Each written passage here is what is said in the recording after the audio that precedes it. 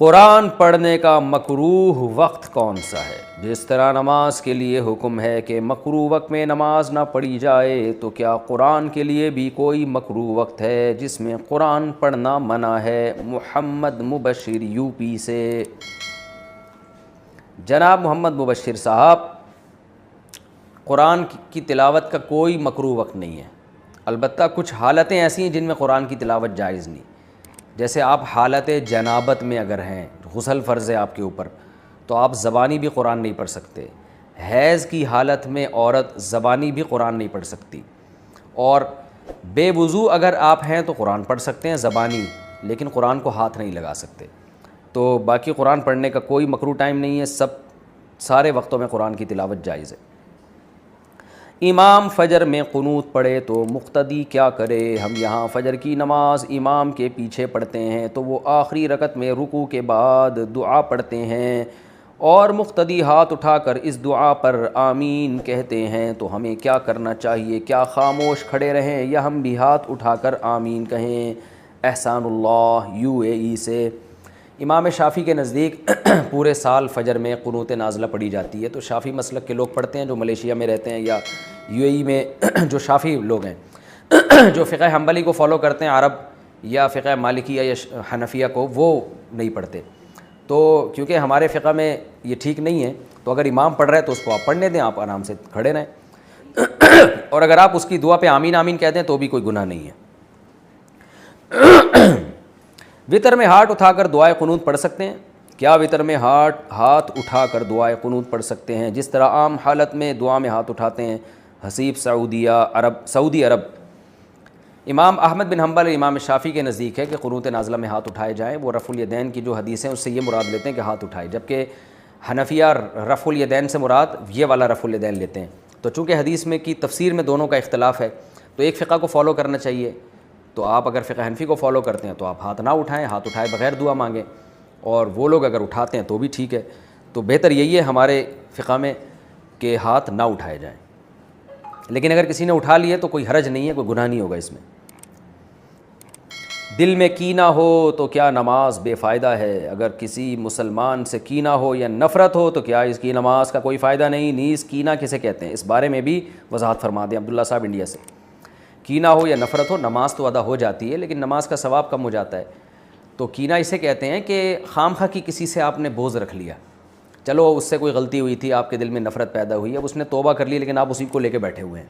خام خواہ میں نہیں ہوتا، جیسے بعض ساسوں کو بہوؤں سے ہو جاتی ہے بلا وجہ کی، بعض بہوؤں کو ساسوں سے ہو جاتی ہے، اور بعض خواتین کو اپنی نندوں سے ہو جاتی ہے۔ اب وہ ایک آدمی کو اپنی بیوی سے کینہ ہو گیا تو بات پہ اس کو تنگ کرتا تھا وہ، تو ایک دن کیا ہوا، تو اس بیچاری ہر چیز صحیح کر لی اس نے، تو ایک دن آٹا گوندھ رہی ہے، اس کو پھر اس نے صلواتیں سنائی شوہر نے، اس نے کہا اب میں کیا کروں؟ کہہ رہا آٹا گوندھتے ہوئے اتنا ہل کیوں رہی ہے تو زور زور سے؟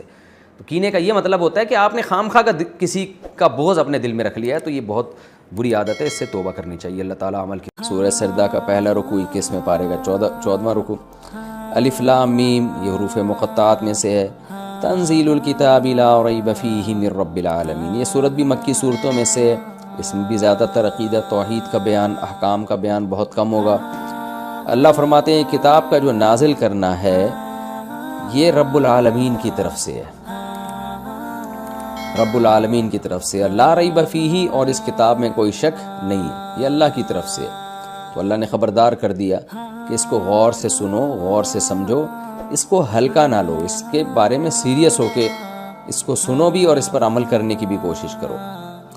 فرماتے ہیں ہم یقولون افتراہ، کیا یہ لوگ یہ کہتے ہیں کہ یہ محمد صلی اللہ علیہ وسلم نے گڑھ لی ہے؟ نہ نہ نہ، بل هو الحق من ربک، بلکہ یہ تو حق ہے آپ کے رب کی طرف سے ہے۔ اور کیوں بھائی اس میں حکمت کیا ہے؟ اللہ کو کیا پڑی ہے کہ آسمان سے اپنا کلام کو نازل کر رہا ہے؟ کیا ضرورت ہے اللہ کو کہ محمد صلی اللہ علیہ وسلم کو منتخب کیا؟ فرمایا یہ اس لیے ہم نے یہ کام کیا، لتنذر قوما، کہ آپ ایک ایسی قوم کو ڈرا دیں، ما اتاہم من نذیر، جن کے پاس کوئی اب تک ڈرانے والا من قبلک، آپ سے پہلے آیا نہیں ہے۔ یعنی جو مکہ کے اس وقت لوگ تھے ان میں تو کوئی ڈرانے والا نہیں آیا تھا، جو پیغمبر گزرے تھے تو بہت قدیم تھے، اور مکہ میں تو حضرت ابراہیم اور اسماعیل علیہ السلام کے بعد کوئی پیغمبر بھی نہیں آئے۔ تو کیونکہ ان پر طویل زمانہ گزر چکا ہے، گمراہی کی طرف جائے چلے جا رہے ہیں، شرک، بدعتیں، قتل و غارت، جھوٹ، یہ ساری چیزیں ان کی سوسائٹی میں عام ہوتی چلی جا رہی ہیں، جس سے یہ سمجھ رہے ہیں کہ کوئی پوچھنے والا نہیں ہے۔ تو اب اللہ کی رحمت نے تقاضا کیا کہ کوئی ان کو آ کے ڈرائے کہ جو کچھ تم کر رہے ہو اس کا تمہیں آخرت میں بھگتنا پڑے گا. تو یہ بہت بڑی حکمت تھی جس کی وجہ سے ہم نے آپ پر کلام کو نازل کیا. لعلہم یہتدون، شاید یہ لوگ ہدایت پا جائیں، سیدھا راستہ مل جائے ان کو. پھر آگے اللہ نے بتایا کہ اللہ وہ ذات ہے، اللہ الذی خلق السماوات والارض، کیونکہ اللہ نے نازل کیا ہے. اس کلام کو ویلیو دو. ویلیو جبھی دی جائے گی جب آپ کو یہ پتہ چلے گا کہ کلام کس کا ہے. تو اس لیے اللہ نے اپنی تعریف کی. اللہ الذی، اللہ وہ ذات ہے، خلق السماوات والارض، جس نے آسمانوں اور زمین کو پیدا کیا، وما بینہما، اور جو کچھ آسمانوں اور زمین کے درمیان ہے، فی ستۃ ایام، 6 دنوں میں. اس کی تفصیل میں کئی بار بیان کر چکا ہوں، لہذا میں اس کو ریپیٹ نہیں کروں گا کہ 6 دنوں کا کیا مطلب ہے. ثم استوى علی العرش، پھر وہ عرش پر مستوی ہو گیا. متشابہات میں سے ہے، اس کی بھی میں کئی دفعہ تفصیل بتا چکا ہوں کہ ان آیتوں کو اپنے ظاہر پہ رکھا جائے گا، حقیقت اللہ کے سپرد. سورہ آل عمران میں اللہ نے فرمایا انزل علیک الکتاب، اللہ نے آپ پر کتاب کو نازل کیا. منہ آیات محکمات، ان میں بہت سی محکم آیات ہیں. محکم کا مطلب جن کے بالکل واضح ہیں. وہ اخر متشابہات، کچھ متشابہات بھی ہیں. ہر کتاب میں ہوتا ہے ایسے کچھ متشابہات ہوتی ہیں. تو متشابہات کو محکمات کو سامنے رکھ کے حل کیا جائے گا. متشابہات کی ایسی تفسیر نہیں ہوگی جو محکمات کے خلاف ہو جائے. تو کیونکہ اللہ جیسا کوئی بھی نہیں ہے، یہ محکم آیت ہے، لیس کمثلہ شیء، لہذا اب ثم استوى علی العرش کی ایسی تفسیر کی جائے گی کہ اس کی انسانوں کی مشابہت نہ ہو جائے. اب انسان جب تخت پہ جلوہ فروز ہوتے ہیں تو کیسے ہوتے ہیں؟ بادشاہ سلامت جاتے ہیں، تخت کے اوپر بیٹھتے ہیں. تخت بھی سچی مچی کا تخت ہی ہوتا ہے، لکڑی کا یا پتھر کا. تو اب ظاہر ہے یہ تفسیر نہیں کی جائے گی، تو تاکہ انسانوں سے مشابہت نہ ہو. تو کہا جائے گا اللہ کا تخت، اللہ ہی حقیقت جانتا ہے اس کی. اللہ کیسے جلوہ افروز ہوئے، اللہ ہی حقیقت جانتا ہے. اور یہ ساری باتیں اللہ ہی کے سپرد کی جائیں گی. ہم تو بس اس کے ظاہر کو ترجمہ کریں گے. حقائق یعنی اس کی جو کیفیت ہے وہ کیفیت ہم مفوض الی اللہ کریں گے، اللہ کی طرف چھوڑ دیں گے. تو ثم استوى علی العرش، پھر وہ عرش پر مستوی ہوا، یعنی جو عرش ہوتا ہے. ما لکم من دونہ من ولی، تمہارے لیے کوئی بھی اس کے سوا کوئی دوست نہیں ہے. ولا شفیع، اور نہ کوئی شفاعت کرنے والا.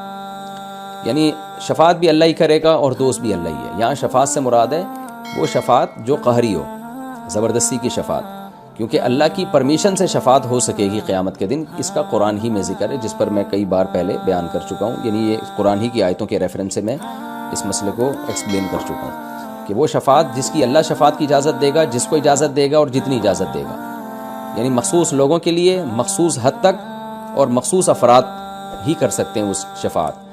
تو یہ محدود شفاعت کی اجازت ہوگی. وہ مخصوص لوگ کون ہوں گے؟ پہلی شرط ہے کہ اہل ایمان اور اہل توحید میں سے ہوں، اسلام پر ہوں، ان کی موت اسلام پر واقع ہوئی ہو. نمبر 2، ان کے لیے لمٹ شفاعت ہوگی. وہ کتنی، وہ ہر ایک کے لیے الگ ہوگی. اور کرے گا کون؟ جو اس امت کے بڑے لوگ ہیں، پیغمبر، شہداء، علماء، صلحاء، وہ لوگ شفاعت کریں گے. اس کی نفی نہیں ہے یہاں پہ.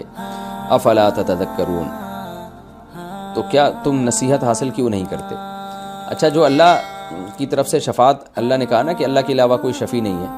تو یہاں بھی جن کو اللہ اجازت دے گا تو وہ بھی تو اللہ کی اجازت سے ہوں گے نا. اس لیے لا اللہ ہی سے لگانی ہے، راضی اللہ ہی کو کرنا ہے. کیونکہ وہ بھی آپ کے بارے میں پرمیشن جب لیں گے تو اللہ دے گا پرمیشن. اللہ اپنے محبوب لوگوں کے بارے میں ظاہر ہے پہلے پرمیشن دے گا. یدبر الامر من السماء الى الارض، واللہ وہ ذات ہے جو آسمان سے زمین کی طرف چیزوں کی تدبیریں کرتا ہے. آسمان سے زمین کی طرف، کیونکہ اللہ نے اپنے بارے میں بتایا میں عرش پر ہوں، تو وہاں تدبیریں کرتا ہے وہ.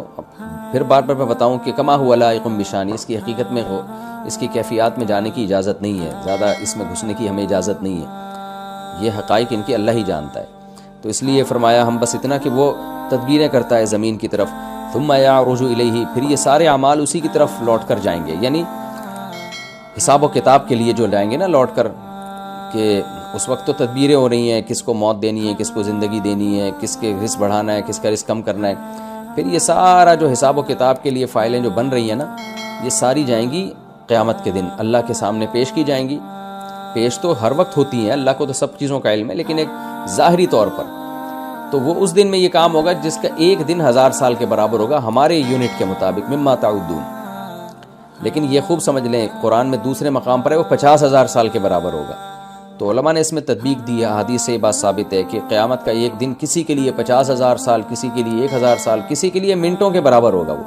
تو جن کے جیسے جیسے اعمال ہوں گے نا، ان کو وہ دن اتنا ہی لمبا اور اسی حساب سے وہ دن ان کو چھوٹا لگ رہا ہوگا۔ اللہ تعالی ہم سب کو اس دن کی سختیوں سے محفوظ رکھے۔ فرمایا ذالک عالم الغیب والشہادہ، یہ ہے وہ اللہ جو غیب اور شہادت یعنی چھپی ہوئی چیزوں کا علم بھی جانتا ہے اور ظاہری چیزوں کا علم بھی جانتا ہے۔ العزیز زبردست غالب ہے، الرحیم اور اپنے بندوں پر رحم کرنے والا ہے۔ ایسا صاحب کمال ہے کہ الذی احسن کل شیء خلقہ، وہ ذات ہے جس نے ہر چیز کو بہترین بنایا، جس چیز کو بھی پیدا کیا۔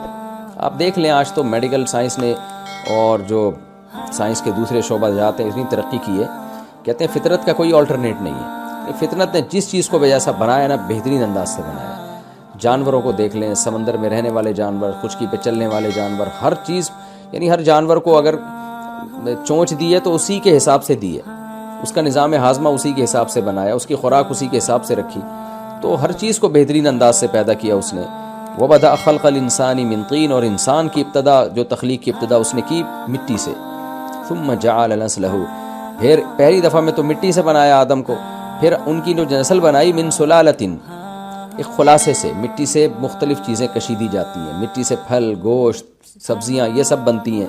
مٹی میں جو اجزاء ہوتے ہیں نا ان اجزاء سے آئرن نکلتا ہے اور پتہ نہیں کیا کیا چیزیں نکل کے پھل کی شکل میں جمع ہوتی ہیں، پھر وہ ماں باپ کھاتے ہیں تو اس کا خلاصہ نکلتا ہے جو اسپم کی شکل میں جمع ہوتا ہے، پھر اس سے اولاد بنتی ہے، تو یہ ہے سلالہ۔